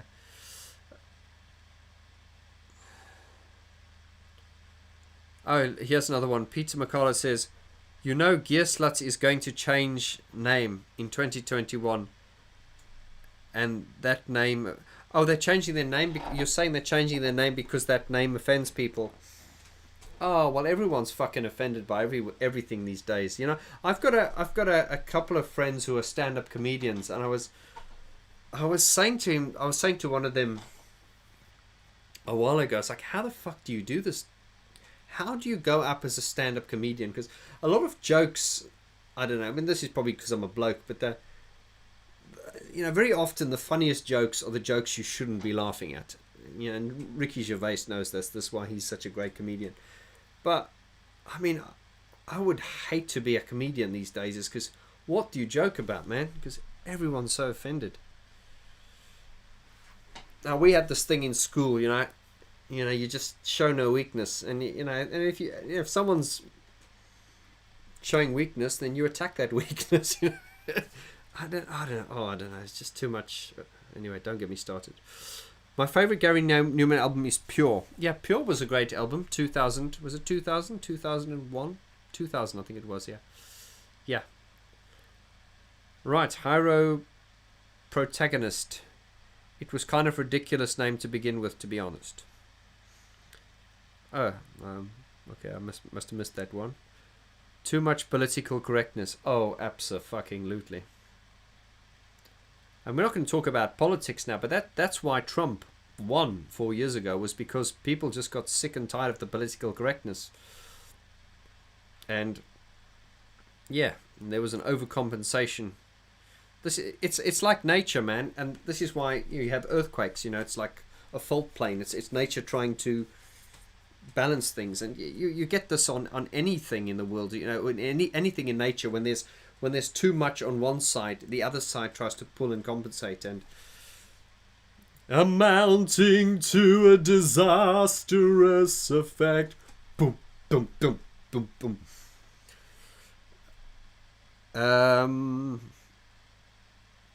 Yeah, here's a good question. Yeah, 2021 new Depeche Mode album. Does the COVID-19 break the 4-year tradition? I don't think so. I have the sneaking suspicion there will be an announcement this year. Yeah. Tony Duncan's saying, "Hey Tammy." So yeah, I would love Bunnyman Prince. Okay, okay. I will. I will. I'll reach Tammy and Tony. I'll reach out to you guys shortly, and we might unveil maybe 2 Bunnyman Prince at the moment, and you can tell me which ones you want. Marcus Marais, brother, I agree on the donation of synths, as my twin daughters that play piano very well would love exploring a synth. Twin daughters, you poor man. Oh, bless you. I had a mate once who had twins, and I was just like, oh, mate. It's just like, oh, 2 for the price of 1. I'm just kidding, man. I don't mean any disrespect, but yeah. I mean, synthesizers aren't expensive, brother. You could actually, if you want to get them just something, seriously, if you want to just get them something like a VST synth inside the computer, so they can learn, what synthesis is all about, rather than buying them a synthesizer, because that could just be a waste of money. So you could just get something inside, even inside GarageBand, man. Just, and the stuff in there is amazing. It sounds great. So yeah, don't spend too much money. You're welcome, Tammy. Thank you for the info regarding the Echo Prince. Thank you, Tammy. Tammy, can I just say I love you, man? Or I love you, girl. You've been there since the beginning, and I really appreciate you always being there. Thank you so much.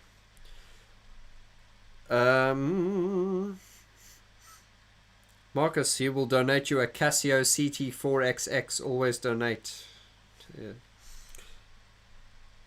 Here's a question. Peter says, are you aware of Rick Beato? Yes, I am. What makes a song great series? Very pro song analysis. No Depeche Mode yet, though. Hi from Slovakia. Yeah, I know about Rick Beato. I often get, well, I don't get compared to him, but people often mention him because, of what we do in our channel.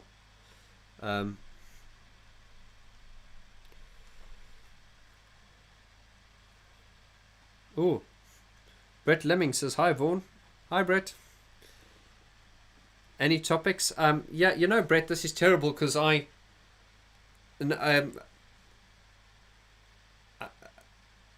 done this for the last sort of 4-5 weeks or so. I just pop up every now and then, and I just pop up and go, hey, who's online? And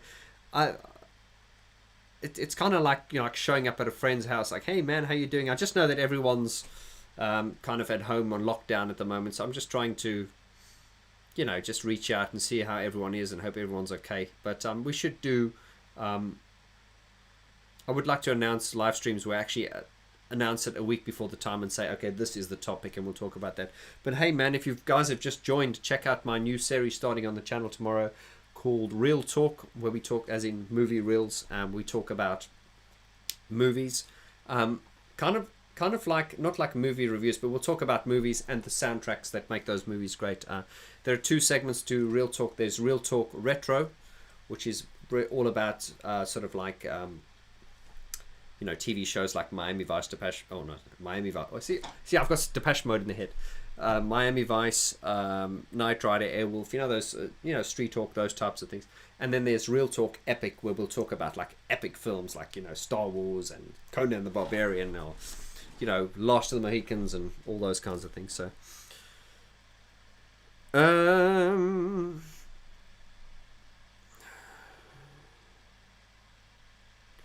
Marcus says, Arturia it is, demo to us next time. Well, you see, Marcus, if this channel gets a few more subscribers and I can get to that level, then I'm sure I'll get to a position where they will send me stuff to demo. Yeah, provided I send it back. But yeah.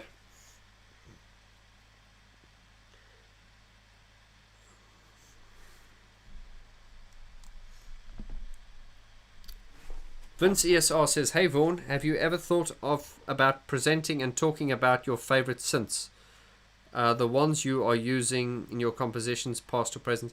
Yeah, Vince, that's I actually on my Geek Talk series, I do want to because I'm sort of talking with my mate Espen Croft about. I'm not going to sort of give any spoilers, but yeah, I do on the Geek Talk series just want to do like reviews on certain sort of synths.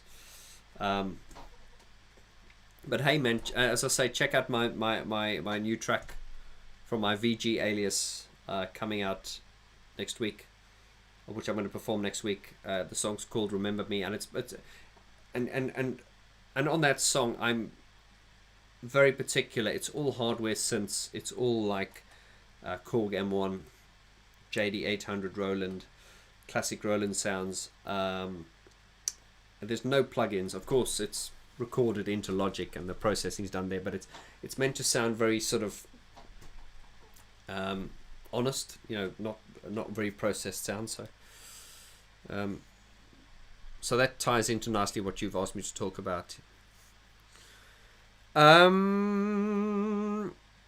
Really want a Matrix Brute. Yes, is that the one by Arturia? Matrix Brute. Jason Adams says, do you like Dave's Soul Saver music? Yes, I do actually. I like a lot of it. Not all of it, but a lot of it. Ronan Tree says, please interview John Fox. Now, I'm hoping to, because John Fox was actually in university with Brian Griffin. And I hope so. It's yeah, John Fox is one of those people. I call him like the icon of icons. He's an icon, and the icons looked up to him. So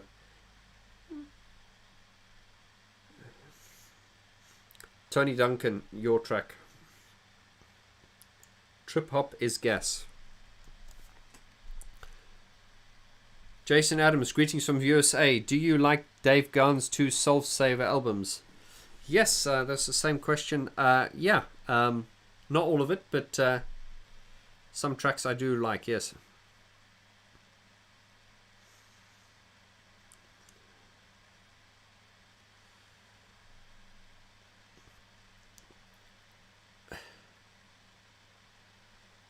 Who's my dad's Depeche Mode?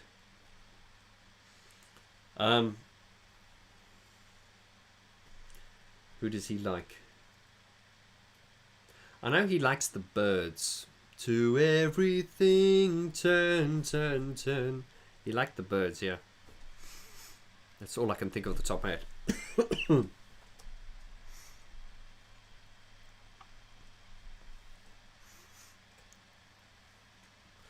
Which album do you think reached the creative peak in Depeche Mode's discography? I think both Violator and album, and Ultra.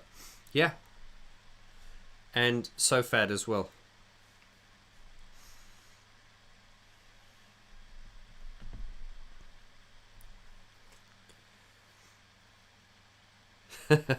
Laughing at my Nick Rhodes impersonation. Well, it's funny you should say that. Do you have a Simon? Oh no, I don't actually have a Simon. I can't impersonate everyone. Ivan says, yes, you're right. It was Roland for Nick Rhodes, actually. Yes, it was Roland. Yes, I was sure it was Roland. I do like the Korg synthesizers, but I think that Roland and I have a lot more of a history. Sort of going back to the late 70s. I feel that Roland and I are like this. It's quite funny. I haven't spoken about Duran Duran a lot. I think I've done 2 videos on Nick Rhodes, and they were probably the most unpopular videos I've done. When I say unpopular, it's just that they were the videos that got them. I mean, I got a lot of hell. I got a lot of like fucking hate on those videos. Only because I think the one video was called Nick Rhodes, Can He Actually Play? And I think anyone who actually took the time to watch that video would see that I was trying to justify what he was doing on stage, because I've had people saying, oh, he can't play, he just pushes buttons, and that was my idea for making that video. Was I was trying to explain it's very difficult trying to explain to people what a keyboard player does if they are not a keyboard player and if they are just, not a musician, because a lot of the times it just doesn't make sense to you. If you're not a musician, you won't understand it. And I found that the people that were the most critical were the people that didn't really know what they were talking about, and I took a bit of hell for that. And I do think that the Duran Duran fans, or what are they called, the Duranis, I think they can be quite brutal, actually. I find the Depeche Mode fans, and of course we're generalizing here, really lovely people, very soft, gentle people. And I find that I've always found this to be the case, I think, because people who like that kind of music, a lot of people will dismiss that kind of music as depressing and dull and stuff. Whereas I think the people who enjoy that kind of music have an ability to listen and have a much deeper soul, I think. They're much more thoughtful people, us Depeche Mode fans. And similar artists, of course. You say you prefer the original version of In Chains. Yeah, okay, cool. I mean, the original version is not bad. Of course, it's definitely not bad.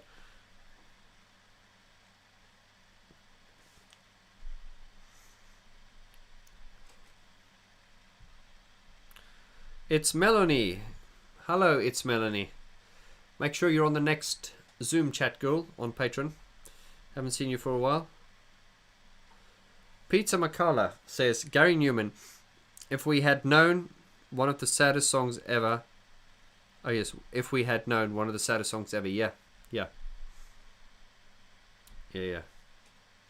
Gary Newman does sad quite well. He also does epic very well as well. Oyvind, hello brother. Cheers from Norway. Congratulations to David Brooks and a lovely evening to you all. And to you, brother. Thank you. Dave singing Nostalgia on the Mirror album is beautiful. It doesn't come to mind. Thanks, Melanie. Yeah, I brought Kyriet on. I introduced Kyriet to my patrons the other day because people have often asked me to bring her onto the chats and stuff. So I figured just patron for now. So thank you for your kind words. Where is your super dry t-shirt tonight? Someone once asked me, they said, are you sponsored by Superdry? And I went, no, I'm not. Why would you say that?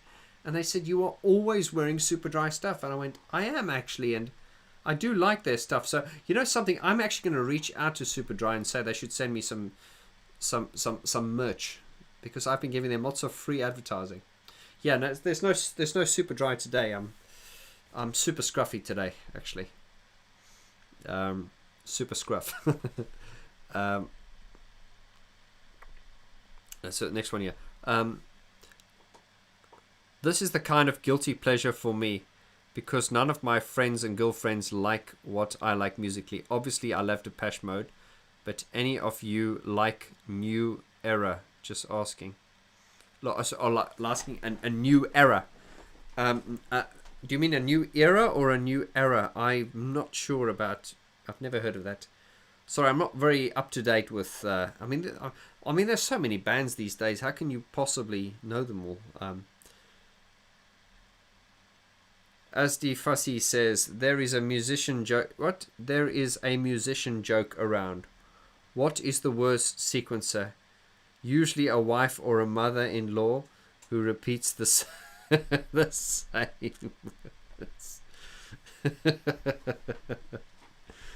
Yeah. Papa Luca. Vaughn, you're cute. Oh, thank you very much. I will take that as a compliment. No MIDI is no deal. Okay. Marshall Potter's saying, I see you don't have dust covers on your keyboard. Actually, I do have the dust covers here, Marshall. I think here's one. This dust cover is Mrs. Norris endorsed. You goddamn son of a bitch. Get my pussy up your dust cover. No, I'm kidding you. I'm not kidding you. when I worked in Turnkey, there was this woman called Mrs. Norris, and she phoned up and she kept me on the phone for like an hour wanting to buy a sustain pedal for a Yamaha PSR. You know, you get these Yamaha home keyboards, you know, the shitty ones that go. You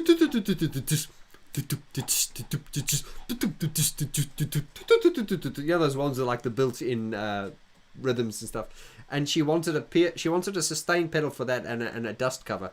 And one of her questions really was she went into such detail about the dust. You know, it's a dust cover. You know, it was, I don't know, it's like made out of vinyl or something. And she was asking me, not vinyl, spandex, kinky dust cover. And she was asking me like, can my cat get on the dust cover? It's not going to get static. And I said, I did want to say, Mrs. Norris, keep your pussy off the dust cover. You know that. And anyway, so Mrs. Norris has become an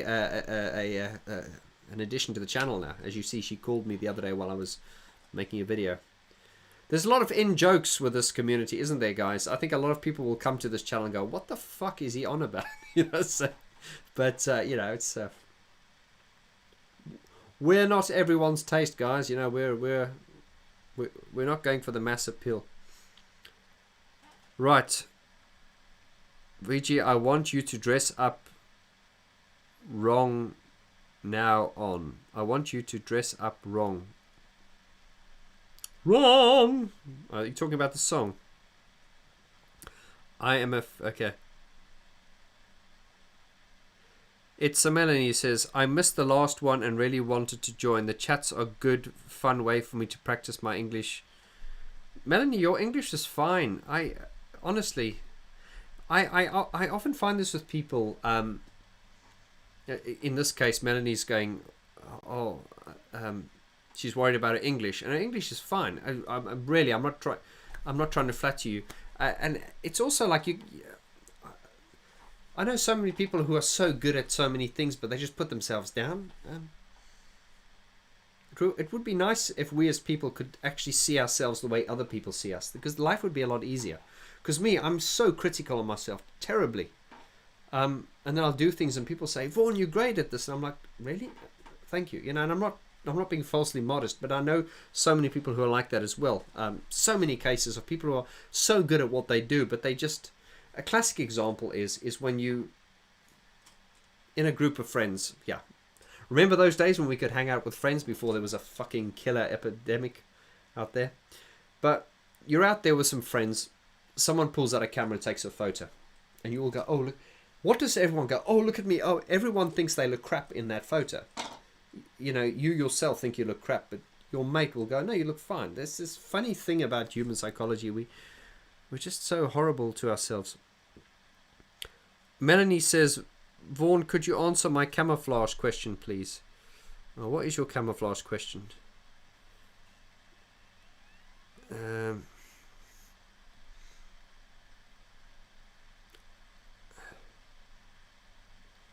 Sorry, Melanie, I can't see what your camouflage question is. You might need to ask it again.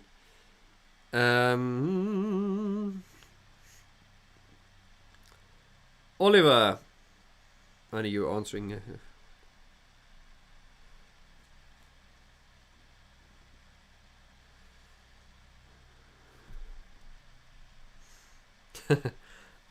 You think Martin still smells nice? God, did I actually say that? Oh, I'm such a fanboy, aren't I? No, he did. He was. I remember him coming in. Just like, yeah, he nice aftershave. Smelled very, very, very nice. Yeah. I don't know if he still smells nice. I don't know. I'll let you know if I ever.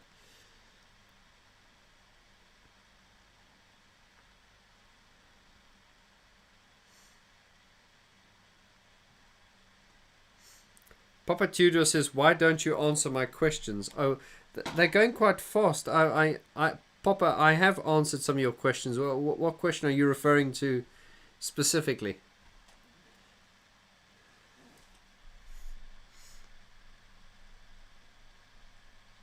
Oh, okay. They're coming down now. All right. Sorry, I'm just behind you. Oh, it's Melanie. Wants to know what are my thoughts on camouflage. They come from your hometown. Melanie, Camouflage is one of those bands I get a lot of comments about that. Vaughn, you should like them, and I did listen to one of their albums, and I thought it was very good. But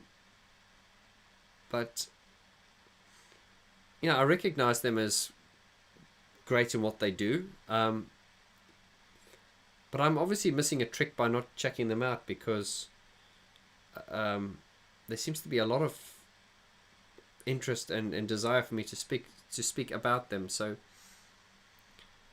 but they're from your town. They come from. All right, so you're friends with them, Melanie.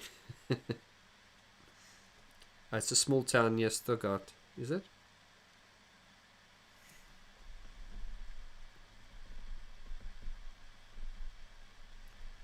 Yeah. Okay. Right, my friends. I think I'm going to leave you here. And okay, Papa Tudor said I should answer a question. Wait. I am a Gadget fan despite the lack of commercial success. Fad Gadget are regarded as a pioneer of synth-pop, electro-industrial influence bands and artists. Okay. What was my first reaction to Howler? I'd need to I'd need to listen to it, really. I know the name, but I can't think of any of the music. Okay, so you're a Fad Gadget fan, Papa Tudor. I am a Fad Gadget despite the lack of commercial success. Yeah.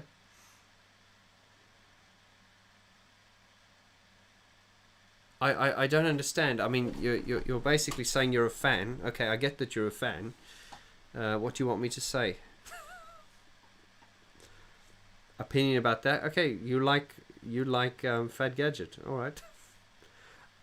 As I say, from what I've heard, it's great. And as I say, from what I've heard as well, it's kind of Fad Gadget. I feel underrated. Compared to some bands that get a lot of recognition, who I don't feel are as worthy of it.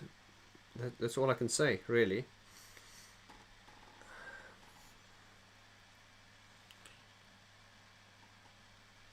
Deepak Murthy, what keyboards are on your side? Well, I've got loads of keyboards, but I mean, I just sort of bring them in as I need them. This one is a Korg. I'm sorry, a Korg. This is a MIDI. No, a MIDI. God, I need to go and eat something. I'm falling asleep here. Sorry, been up early. You guys aren't bothering me. This is a Moog, a little fatty. This is a Korg M1. You're probably wondering why I've got an M1 here. It just depends what I'm working on at the moment. So I've got a Korg M1 here at the moment. JD800 I always have up here, and this over here is a just a controller. It's a S61 Native Instruments. But yeah, I sort of put out whatever I use it, I will put out.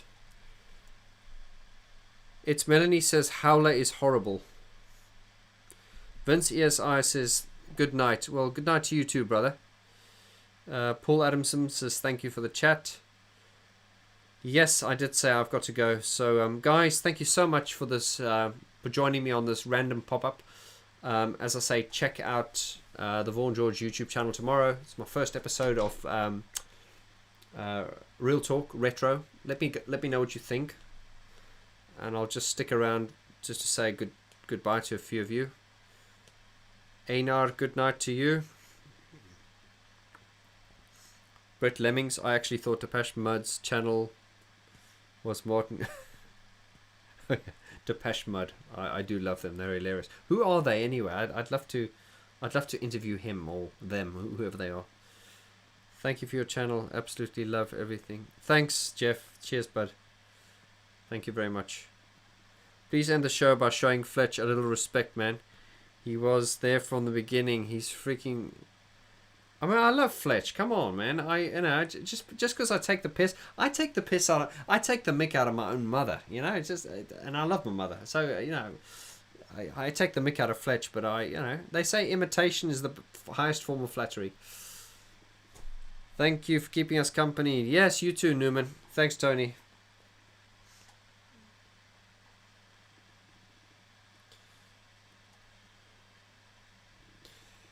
Okay, guys, I'm going to sign off now. So thank you very much. I will see you again on the next video, live stream, Patreon channel, or pop-up. You have a very good night and be safe. Adios, my friends. Bye now.